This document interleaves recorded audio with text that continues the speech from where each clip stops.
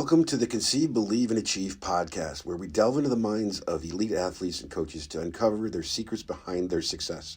I'm your host, Sean Garris, former university wrestling coach, D1 wrestler, national champion, Olympic trials medalist, Brazilian Jiu-Jitsu black belt, three-time world team coach in grappling, and author.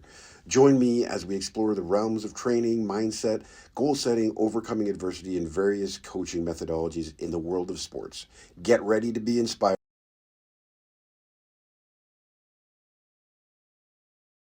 Justina, welcome to the Conceive, Believe, and Achieve podcast. Thank you for agreeing to join us. Oh, no problem. Thanks for having me.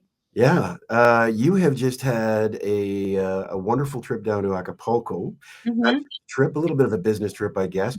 You just qualified for the 2024 Paris Olympic Games. I want to talk to you a little bit about that. I want to talk to you about the trip, going down there, getting prepared, of course, winning the medal, the emotions and everything. Let's start with that. What is it like to start taking closer steps towards that dream? It's like such a big process, and it was like I started having trouble sleeping probably the week before we went down, and I haven't had that for a long time. So I knew there was like a lot of like what you said, build up for that, and then getting there. Like once you're there and you're doing your best to stay present, like practice, relaxing, getting your treatment, just leading up to the day, getting your weight down. I just like did the steps I always do, like the routine that we've done for years, tried to treat it like a normal tournament, even though it was like, I just got to win 2 matches and I get to go to the thing I've been trying to go to for like 12 years. So tried to stay as normal as I could for getting ready for it. Mm-hmm.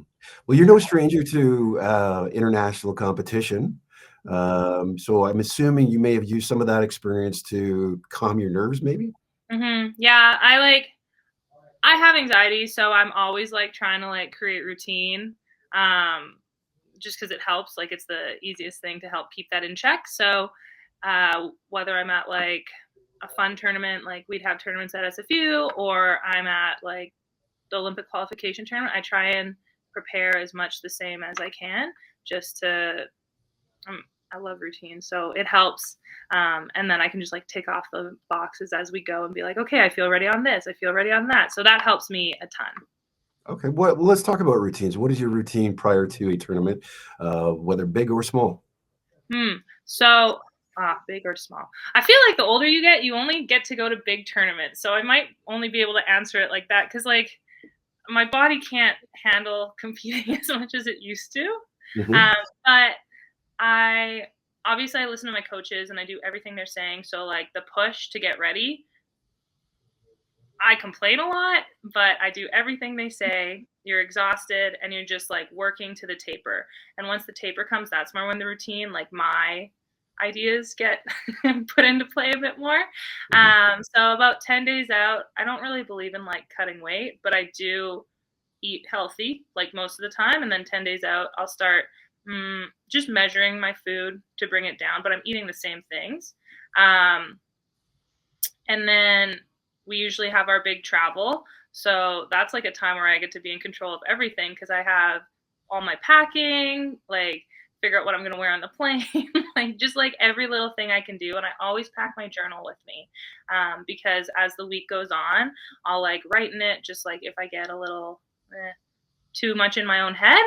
And then leading up to like the tournament, we get there and I like to get there so that the first day I don't have to do anything because off the plane I don't feel great.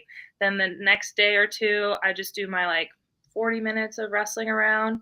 The day of weigh-ins I don't wrestle or work out. I just wait until it's time to sauna. I sauna off my like kilo and a half, and then the morning of, like the night before, I'll write in my journal, and I always sign it like uh, 2024 Olympic gold medalist, like because it's all about the process. Like everything I'm doing along the way is about like that big goal. So that takes a little bit of pressure off, like just writing in my journal and signing it to like working towards the big goal. And then the day of, you wake up, you make weight, you rehydrate, plant like heavy weights. So usually we don't wrestle right at the beginning. So kind of like figure out your match number, figure out when you have to warm up, go in, get taped, do my warm up, and I have like a playlist, and the first 3 songs I just run around for 3 song lengths, and then this is where you can't control what you're doing because you have different warm up partners. Sometimes you have great space. Sometimes the warm up mat is so crowded. And one of the best advice I got as a younger athlete was the point of a warm up is just to get your body warm. So as long as I'm like sweating, breathing heavy, like gas myself once or twice, I feel ready to go. And then I start talking to like my teammates or who want to be talked to, because some people focus differently than me, or my coaches, and I just like joke around as much as I can to get my mind off. My body's ready, but I don't need to be like super intense until I'm ready to step out there. And then when I go out, I always wipe my feet, flick my singlet, and tighten my hair. And I do that right before the whistle. So I guess I have a very big routine because I was like, I do that every time. I was just talking to Alex, and he was saying he gets a haircut before his big tournament. Yeah. Look good, feel good, wrestle good. Yeah. I always get my nails done. Like there's been a few times where I wrestle without having my nails done, and I'm just like, ugh, because I don't know. It's nice. That one little pamper yourself for a moment. Make you feel, like you said, wrestle well, right? Mm-hmm. My dad used to hide underneath the bleachers and warm up in the bleachers. That was one of his routines. Oh. And then, tell you the truth, we started doing it too when we were kids. I don't know if he just told us to get underneath there and warm up. Just do it down there. So that's why I'm always interested in these tournament rituals, because everybody has their own. And of course, my dad used to get in trouble by his coach because he couldn't find him. Yeah, just hiding away. Yeah. No, I'm definitely like the opposite. I'm like my coach, Verdi. I'm like, okay, like don't leave me alone, because if I get too much in my own head, I just need to like chat your ear off and refocus. Mm-hmm. So what happens? I'm a little bit of a needy athlete. Well, what happens when the headsets come off, you step onto the mat? What is the thought process? What's going through your mind then? Like I try to tell myself, like sometimes you'll see me, I'll watch the videos back and I'm like talking to myself and I'm just like, okay, like you're ready to give your all in this match. Like you will scramble or move or continue whatever motion's happening either till you score or you're back in a safe position. And that's like, it has nothing to do with outcome. And that's like, so many people smarter than me have told me to not focus on the outcome, like focus, be as present as possible. So I'm like saying that to myself up until the whistle blows. And once the whistle blows, when you're in a good match, your brain turns off and your body just goes. When you're in like those matches where you might be a little more nervous, I'm like trying to make the right decisions technically until my brain turns off. And sometimes sometimes I'll be wrestling and like I can hear everything. I can hear her coach. I can hear how hard she's breathing. I can hear like people cheering. And I'm just like trying to wrestle harder so that my body just takes over. So if that answers the question, I feel like I could have talked about how I approach the wrestling, but like that's just how I get into it. It sounds like you go into the zone like Michael Jordan. They talked about him. He was just mentally focused. He could hear, like you said, hearing everything around you, and hearing the breathing. And that's what I think. When they talk about Michael Jordan, for those young viewers out there, if you don't know who Michael Jordan, Google it. He's one of the top basketball players out there. You'd be surprised. I've talked to some people; they don't have no idea who Arnold Schwarzenegger is. Yeah, that's the young kids I coach. Are we old? Well, I know I am. You're still competing. I'm not. So you hit on, you said the big goal, the Olympic Games. You've set that for yourself when some people would have settled with a world championship gold medal. You've got one of those. Mm-hmm. Yeah. Mm-hmm. That was like, that was 2018. When I'm having really bad days, I'll like joke around and be like, man, I should have just retired then. That was like top of the world. But that's just like a joke. I love wrestling too much. And I've always just wanted to see how far I can go. And now I finally get the chance to go to like the top level of our sport. Yeah. So I was saying that, you had, you've got an Olympic, sorry, not a goal of going to the Olympics. And then, but most people in your spot with a world championship title would have just kind of retired on top of the world. You set this goal for yourself. Like I said, I never Everything that's happened in wrestling, it's like you see all the people you look up to and all the things they do. Like I walked into the SFU team and there were people like making national teams and winning world medals, and I was just like, that's cool, but never did I think like that's going to happen to me. And I just like, I love wrestling because I love seeing how far I can go in it. I love competing. I've been so lucky to go the levels I have. But yeah, on the bad days, I'll make that joke and be like, I should have retired that day. I was the best that day. But it's just a joke. Like, it was so cool to win worlds. It was such a great experience to like know that you can have a perfect day, but also to realize that that is like some people it's so common. Like Adeline Gray's done it so many times. For me, it was I've been trying to do it since then. It hasn't worked out since then, but I've still loved the process the whole time. And like the goal was to get the Olympics, and now we get to go. And like I really want to win the Olympics. So it's just the next step to see like what level can I compete to. Mm-hmm. Mm-hmm. So you're going after that gold medal at the 2024 Paris Yes. Games. What is your training like going to be, or what is it going to be like? Sorry, proper English.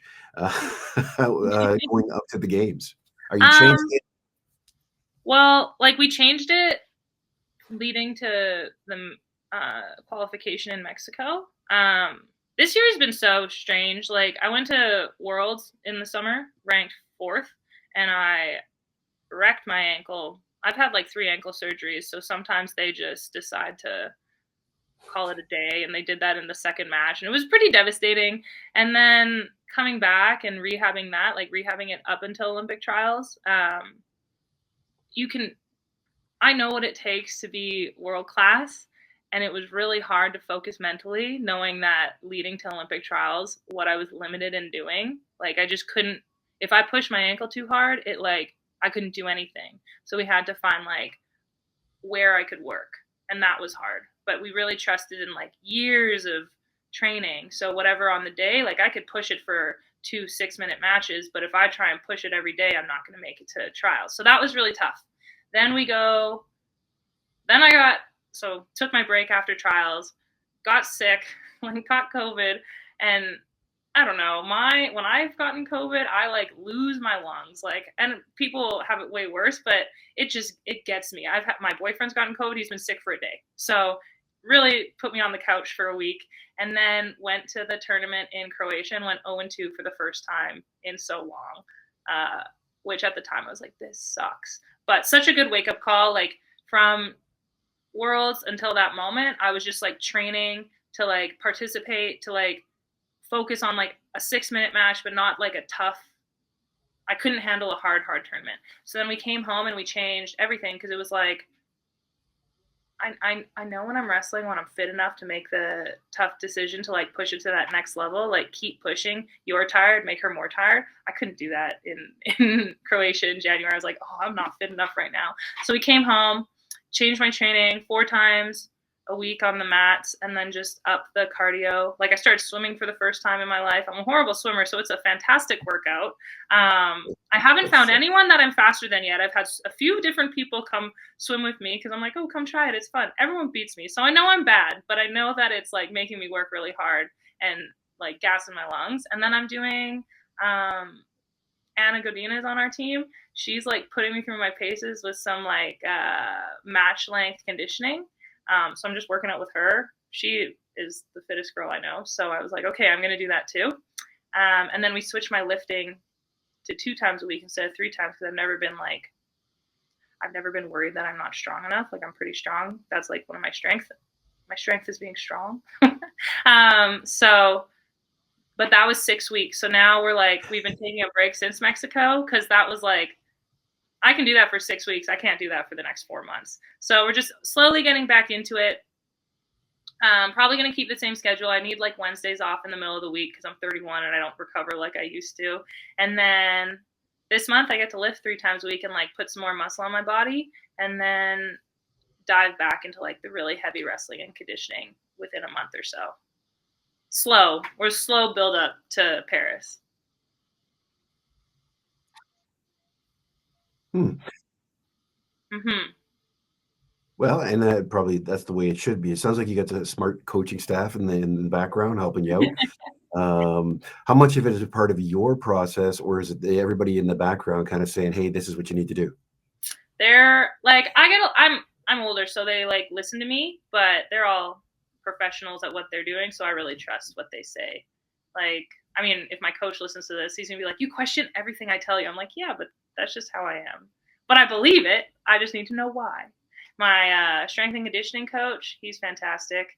He adjusts. Probably, he'll make a plan, and we have to adjust it constantly, just given if my neck's locked up or if my shoulder can't go over my head, like just like if my ankles are stuck. Like, that guy works way harder than he needs to, just because my body doesn't always allow us to do what he has planned. So he's really smart, and he'll adjust to make sure we can handle whatever is on the wrestling mats, because that's the priority, is to wrestle. Everything else is to make wrestling better, and he gets that really well. And what are you doing in the gym that is pushing you to that next level? I'm really unflexible. Like, my mobility is not great. So he's pushing a lot of like mobility movements. Like, we do our heavy load of stuff, but the hardest things are like anything to do with mobility. I like just opening up your full chest, or like reaching through your hips when you're doing your lifts. The weight doesn't need to be heavy, and I am struggling so hard because my mobility has always been a challenge. But if he like just makes it heavy and says pick this up, I'm like, great, let's do that. Which I feel like should be the opposite, but he pushes me a lot in the mobility, and then that makes the numbers go up, because once you're mobile, you can actually lift more. I have found. Mhm. Mhm. Wanted to ask you a question because you said you're enjoying the heck out of wrestling right now, but there was a time that I've read when I was researching you as a guest. There was a time when you didn't enjoy wrestling.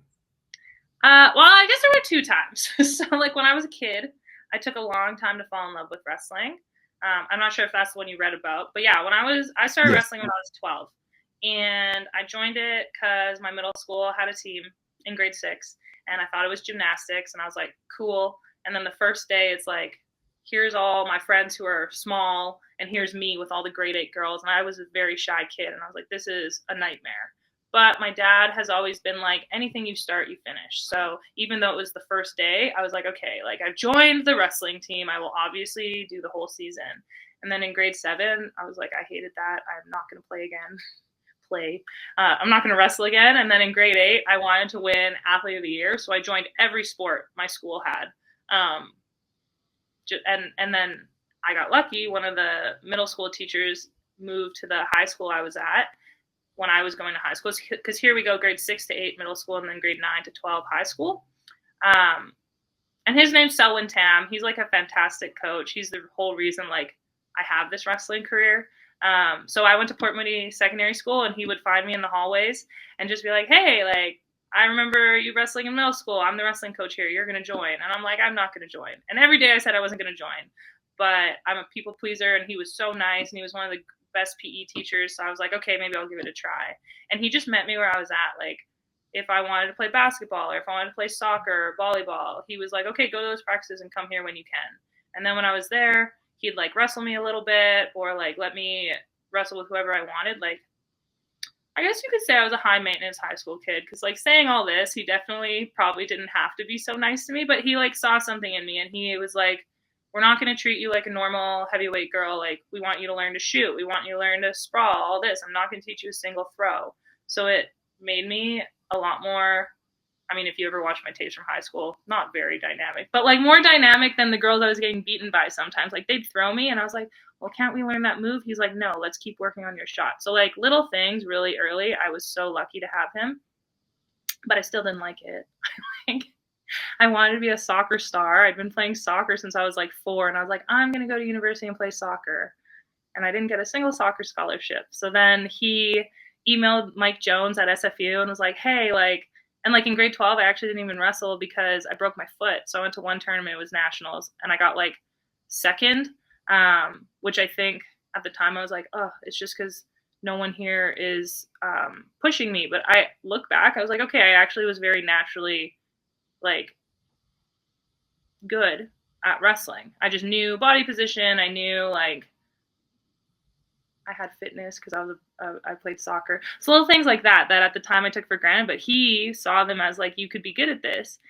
He got me to walk onto the SFU team, and even that first year, really struggled to like it because it was so hard.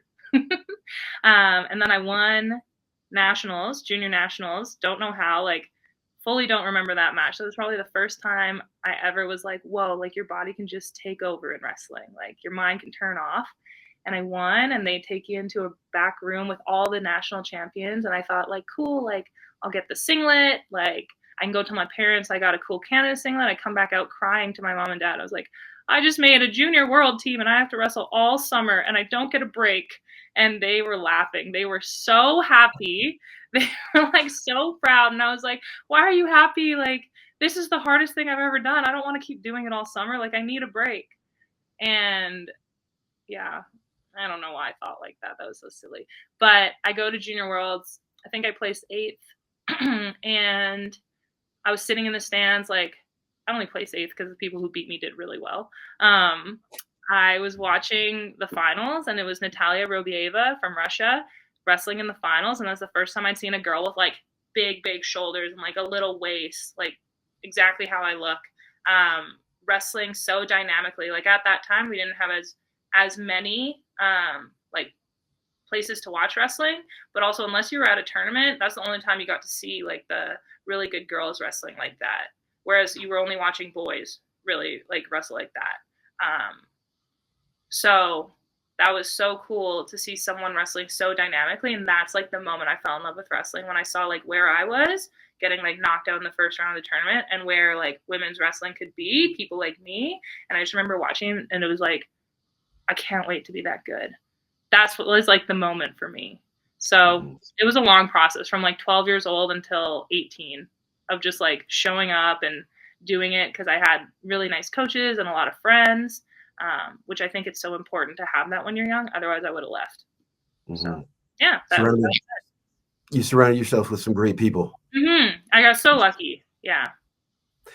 Talking about great people, support systems, how is the support system at home? Wrestling is not naturally, like you said, a sport that females get into. It is now. Back in the day when I was wrestling in high school, wasn't happening. And tell you the truth, it wasn't happening in university when I was in university as well. But it came on strong, and there's a lot more women in the sport of wrestling now. But how was the support system at home for you when you came home and said, "Hey, mom, dad, I'm going to wrestle"? Well, we weren't a wrestling family. Like I have an uncle in Manitoba who wrestled, but that was like it. My parents moved to BC after university, back to where my dad grew up. And so we didn't have like a wrestling family, and feel like none of us had any idea what we were really getting into. I mean, looking back now, absolutely no clue. But my parents were always so encouraging. Like I said, my dad's very like, whatever we start, we finish. Like for example, one time I like begged to learn to play the guitar, and we went garage sailing like for weeks, and we get the guitar finally. And they bought me lessons because like I went to a community school, so they always offered so many things.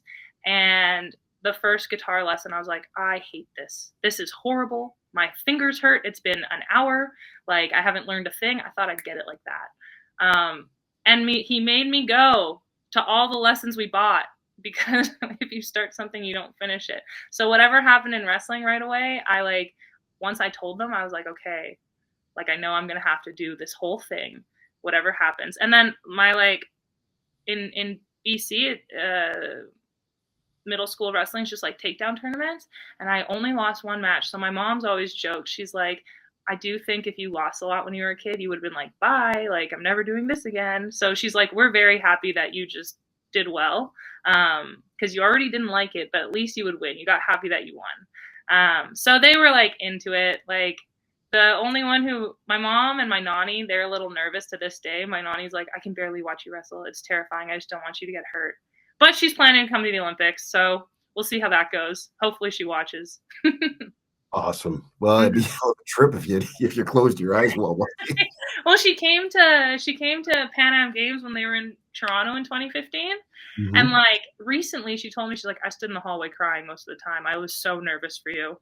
And I was like, oh, that was one of the best wrestling tournaments I ever had. Like, that was like my first year ever on the senior national team. And I just, when you're an underdog, you're just like, let's just go. And she told me she could barely watch it. That's when she learned. She was very nervous. Nice. So So cute. this is kind of like a prep for her. All those other Yeah. that they attended, the Pan Ams is kind of a prep for her to come to the Olympics. Yeah. She's like, I like the experience. I like going to like the Canada House. And I was like, okay, we'll do that in Paris then too. Whatever you want. Nice. On that note, how have you grown since 2018, world champion, to now in the Like physically a lot because I wrestled 72 and now I wrestle 76. And that was quite the process. Like I know in Canada we'll try out in the Olympic weights, and then if that doesn't work, you find your non-Olympic weight. So for me, I made 72 pretty easy because like before this quad, I was sitting at 74 all the time. Like I'm not naturally a heavyweight. And then during COVID, I found out had all these allergies, gluten, lactose, a bunch of different things. So that cleaned up my diet way more than I ever wanted to. So getting like now I sit at 79, and that's been quite the process. Like learning a lot of nutrition stuff, how to fuel my body, appreciating, like as a female, appreciating my body when it's bigger for what it can do versus how it looks. Like just those things, I've had to grow a lot on that front to like actually be physically big enough. Because 2 years ago, I went to the World Championships at 76, 2022, and I was weighing in at 74 and a half, and I was like eating and drinking up until, and then there's a video of me and my coach of like, we always go over the matches, and he's like, you are driving your feet into the mat as hard as possible and still getting pushed backwards. Like if you don't gain weight, no matter how good we get, you're just too small. And like I see some people wrestle and they're like so fast, so dynamic, and they weigh less. That's not me. So I was like, okay, we have to like gain some weight here. And it's been a big process.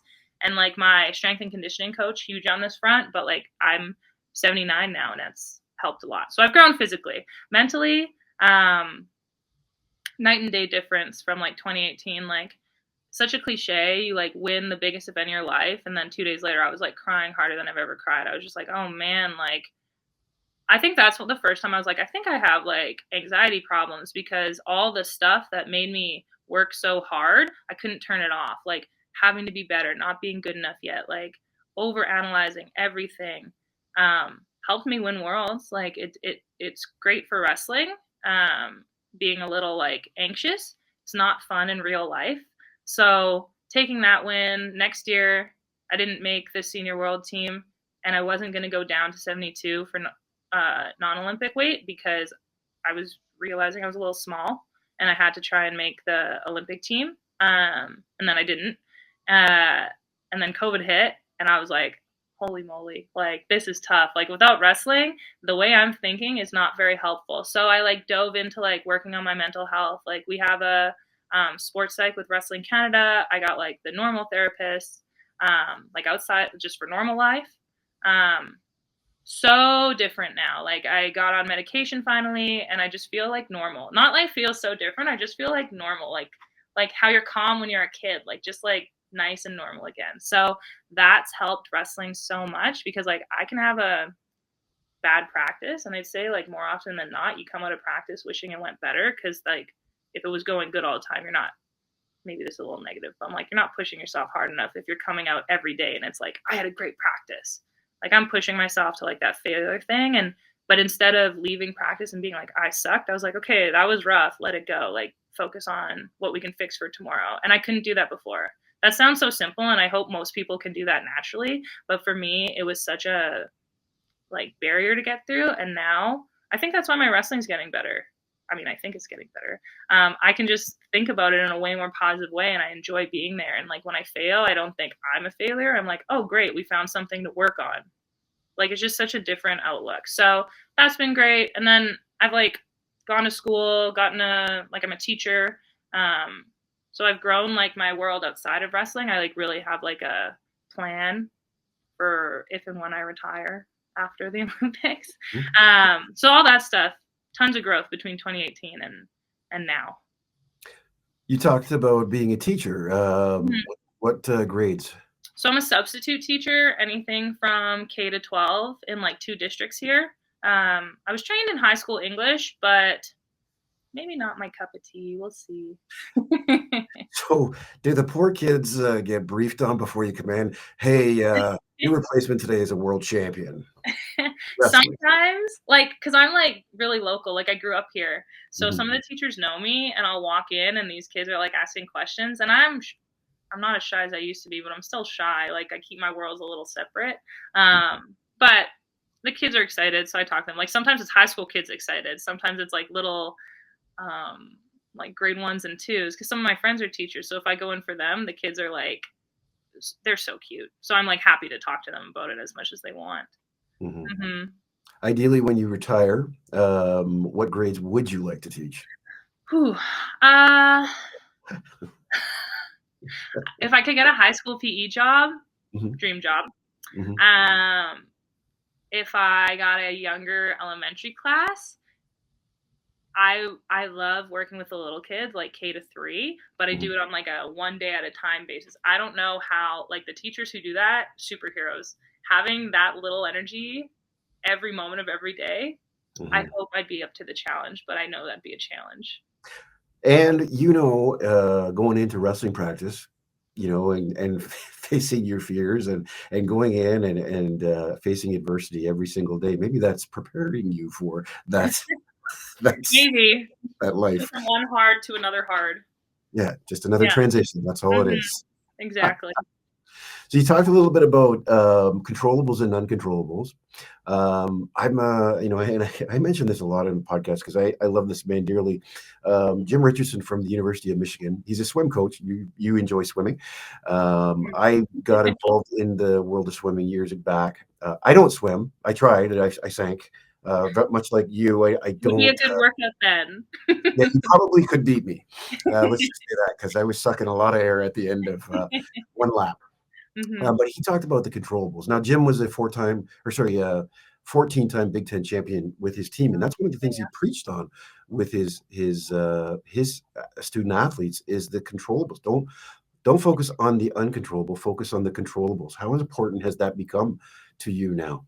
Yeah, I mean, that again, I like feel like I say this all the time. I'm like people smarter than me give me really good tips on what to do and like that what you just said is like mentioned by like that the teammates I look up to, like the coaches, the sports psych, like you can only control what you can control. And my sports psych and I, we like whenever I call her, I'm like, I'm really struggling. She's like, well, yeah, you don't have control of everything right now. What do you have control of? And it's like, okay, well, I can decide when to go to sleep. I can decide how healthy I'm eating, like how early I get to practice so that I can be completely ready to go on time. Um, the actual wrestling, like how my body feels day in, day out, completely uncontrollable. But if I can like set myself up to have the best training, that brings me a bit of calm. When it comes to tournaments, like to competition, all I control is my attitude and my effort. And if I'm giving 100% to that, and if I know that I push myself in practice every day, like whatever happens is I'm either gonna win or I'm gonna figure out the holes and what to work on next time. Is like how I try to look at it. Like obviously in the moment, I'm like I lost, I'm so sad. But like then from the loss, I'm like okay, we can build off this. Like we can figure out what to work on next.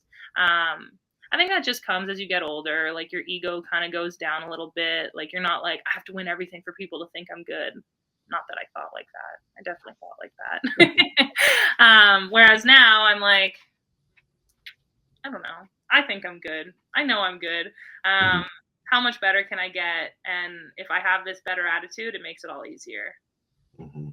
hmm I love the fact that you said effort and attitude. My kids in my wrestling room, that's one of the things that I harp on constantly is the two rules that I have in the room is attitude and effort, because hmm attitude and effort will build a champion.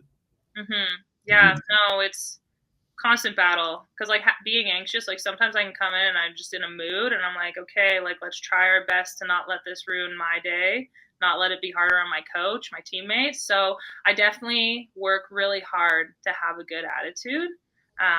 And that it just helps build my confidence. Like when I know I've pushed myself every day in practice, off mat training, like eating, sleeping right, I feel like I can beat anybody in the world. So like what I can control helps me feel really ready the day of. That's awesome. Well, I'm glad that you're agreeing with me, because if I had my kids watching this podcast, and of course we didn't talk about attitude and effort prior to this, you just brought that up on your own. No, So it's real. It's real, everybody. it's real. It happens. And you know what? I believe that attitude and effort, and this is what I always say, outworks talent. You could have a very talented athlete, but if they have no effort and no attitude, they're not getting anywhere. Yeah, I think that's what helped me. Like, if you watched my high school wrestling, if you ever found a video, it's hard to believe we made it from there to here. I was naturally athletic. I was naturally talented, but I wasn't technical. I didn't know what to do when. I had no strategy. But I just I'm 31. I've like outlasted people. There's certain people who I never beat, but they stopped wrestling. Like, I fell in love with the sport.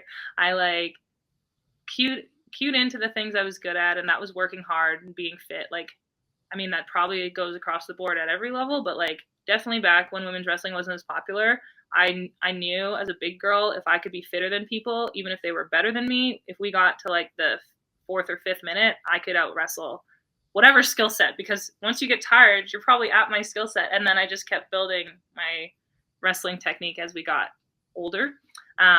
So yeah, effort and attitude go really, really far. Love it that you're saying that. I'm gonna play this for the kids at practice tonight. Good. So you got some big wins under your belt. How do you celebrate them? Well, I always call my parents and my boyfriend, like at qualifiers. I call my parents, and my dad is like the best. Like, he's an emotional dad. So seeing him be like, oh my God, this is amazing. Like, so cool. I think my mom was like choked up, and she never cries. I've seen her cry once. And I was like, holy moly. Like, this is a real big deal. So that was like one of the coolest calls. And they're like rushing you in to like go do the medals and stuff. So I like had like the quickest call with them, and we were just like, we're so happy. Blah, blah, blah. And then I called my boyfriend, and he was like running out to rugby practice. He like stayed to watch it, then like had to go. And we just both looked at the phone, like silently, like speechless. And I was like, this is pretty cool. And he's like, this is real cool. Like, I feel like with my parents, I was like, yeah, we were going to get here. And like, he's like, we live together the day to day. I was like, I can't believe we did this. So it was like even though it was the same thing, I was like, yeah. And then I was like, oh my God, it happened, like speechless. So, and then, yeah, you just hang out with your team, take it in, like try and bring up the people who had not the best day, and like everyone's happy for each other. Cause I've been that athlete who like, my teammate just achieved something awesome, and here I am, I've lost today. But when you all hang out together, it does make the day better. So just, yeah, have fun, enjoy, like relax finally. Usually after, you have trouble sleeping because like all the stress is like trying to work its way out. And then I stayed in Mexico for a few days. So I just sat in the sun, completely relaxed. Yeah. Was that the team or just you? I convinced Anna to stay for like an extra day or so, and then I just like we were at a resort, so I just sat at the pool and like tanned, and I had the worst sunburn after, like coming home, having my backpack on. I was like, this sucks, but it was worth it. It was so nice. So that was your celebration, that one day? That was my celebration at that point. Then I came home and had a party. Oh, okay. All right. Yeah. So you had the friends celebrate as well? Yeah. Friends and family. We moved, and we have a bigger space now. So I just had because like wrestling, you don't get to see your friends as much. You don't get to say yes to a lot of stuff. So I like planned it, and just everyone came over in one space. It was super nice. That's awesome to hear that they're celebrating it with you, and your team is there, your family's there. I love hearing the story about your father and how he's so emotional. It's just more common. Like, sports gets him. Yeah. Like, I knew we were a sports family because he'll like talk about sports, and he like the sports chills. Like, he gets those. He gives those when he talks about that stuff. Does he get up on his chair when he's watching you wrestle, rubbing his hands together, or is he intense? I mean, he's Italian. He's always intense, but I don't know. Sometimes, like, like one of the coolest moments of my whole wrestling career. Like my dad has been like my biggest fan since I was a kid. My mom too, but my dad, like my mom was an athlete too. My dad's intense, right? So like no matter what I did since I was a little girl, he was like, you could be the best at this. Like always told me I could be the best. Like one time we got a razor scooter, like just a scooter, and I'd scoot along while he would walk the dog.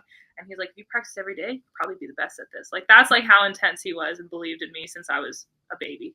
And every sport, I could hear him cheering, like, go kid. Like, he got a loud, deep voice, and you just hear go kid. And I'm wrestling in the world championship finals, and I heard my dad, like, and it's loud. And I heard my dad be like, come on, kid. And I was like, this is probably one of the coolest moments I've ever had. And it's like, he was probably like emotional or whatever, but he was just like there cheering me on the same way he's cheered me on when I was like a little girl playing t-ball. Like, that's how my dad is. Just like, he never ever got mad at me playing sports if I like messed up.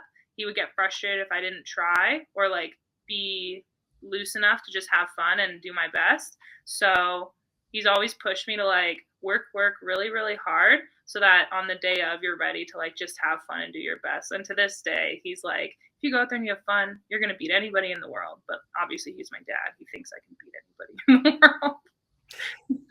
I'm thinking back to the story you told about him and the guitar and him not letting you quit. Mm-hmm. Do you think that little lesson in life maybe helped you stay in wrestling? Probably. That and like always working on, like, I'm a people pleaser and saying yes to too many things. Sometimes I'll be so busy and I'll just be like, yeah, I can still fit that in. So yeah, you can't quit things, and being a bit of a people pleaser. I'm working on that as an adult, but definitely kept me in wrestling long enough to fall in love with it. Mhm. Awesome. Who are your heroes in wrestling that you aspire to be like? My heroes in wrestling. Okay, so I walked into SFU and there were 3 girls on the senior team already. I actually was Dan on the senior team, but Danielle Lappage, Stacey Anaka, and Amanda Gerhart, like I got a front row seat to seeing them just like what it takes and like how to handle success, how to handle failure, how to work hard through injury, how to be world class at wrestling and still treat everyone with kindness. Like I just had the best examples of how I wanted to be as a successful female wrestler. And then I also walked onto the team, and like Helen Maroulis and Victoria Anthony from the United States were on my college team. So there's 2 girls who are like arguably some of the best wrestlers in the history of women's wrestling, and I'm just like their teammate. Like one of the things that our coach had me do after practice was try and touch Vicky's legs. Like she was so fast and wrestling like 48 kilos, and she's just probably joking around moving, and I'm like working my butt off just keeping a stance where I could just like dive and touch her knee. Like just a good attitude, working really, really hard. Yeah, I guess you could say they're my heroes. I've always wanted to be like them. And like if I have problems now, I can like ask them like help me, and they always help me. So it's pretty good. Pretty local too. Like everyone was just around here. Like you get to see so many wrestlers throughout everything. Traveling and whatnot in Canada, we have some like fantastic role models in wrestling. But I just got so much like time with these teammates who turned into friends. I've looked up to them and asked them for help all the time. You surround yourself with people that make you a better person. Oh yeah. Make you stronger, make you better as a mentally, physically. What more can you ask for? Yeah, no, pretty lucky. I'm going to ask you a couple more questions. One I wanted to know is what are you learning from the sport of wrestling that will transfer into retirement from the sport? I want you to think about retirement at all. We've got a mission for you to achieve. Yeah, we've got a goal, but then we have normal life.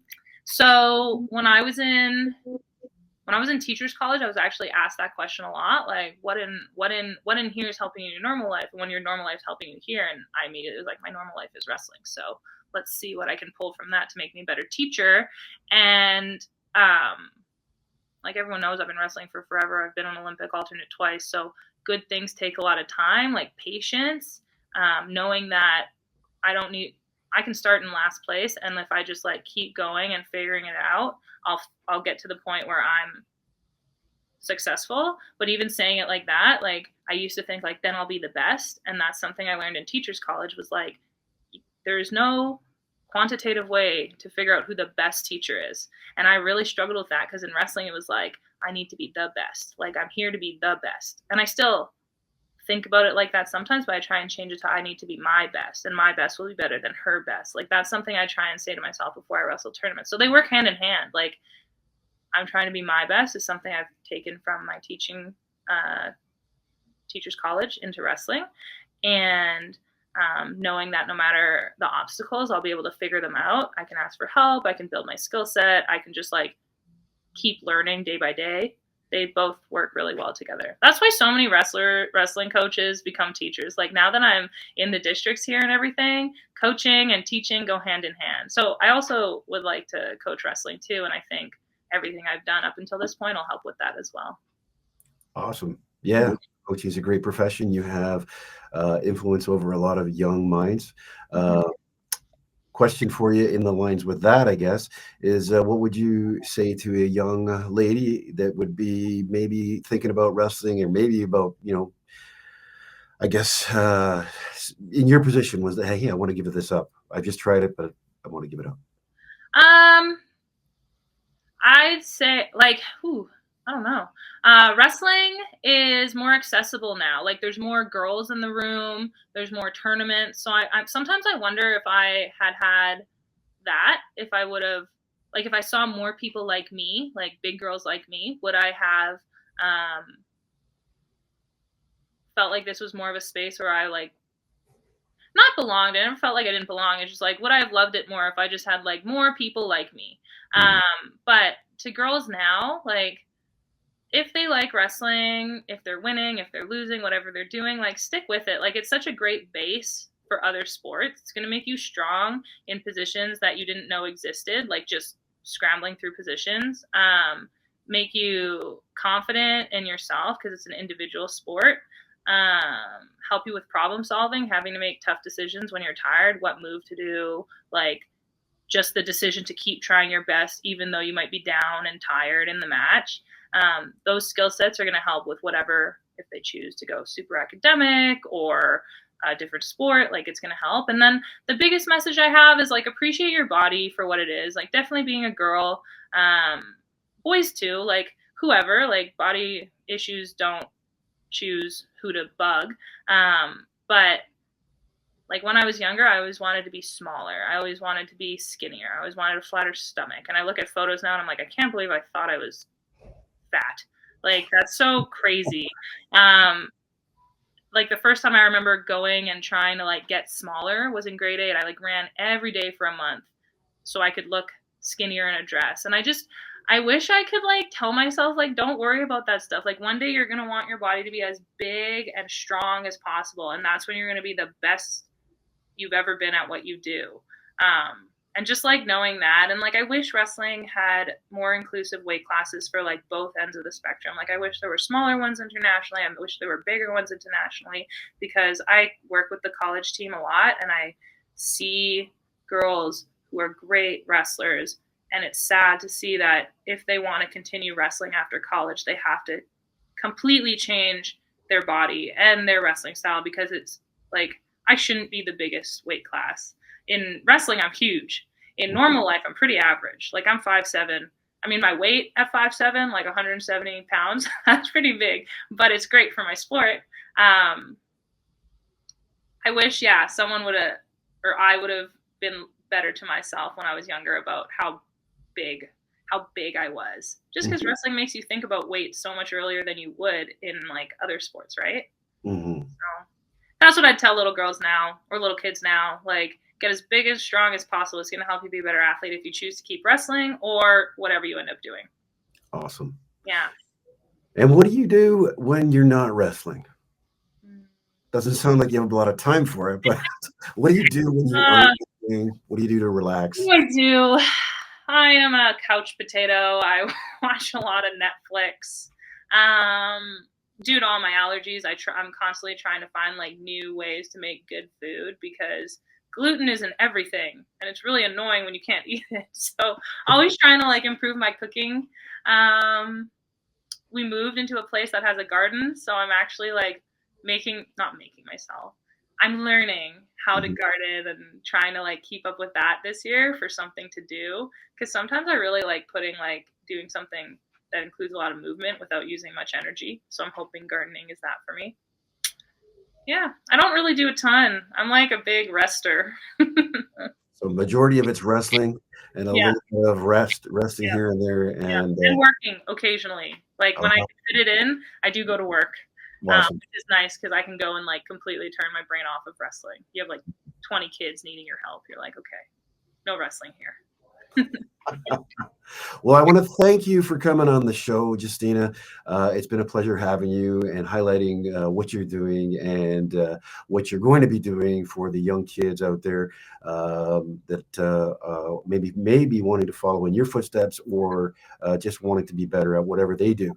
So thank you for coming on the show. Congratulations on securing that spot on the 2024 Olympic Games. You.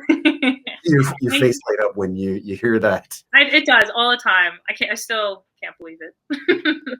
Well, we'll be watching. I know the Harry Garris Wrestling Club will be sitting down and watching you, all of us together, compete. So I'll guarantee you that.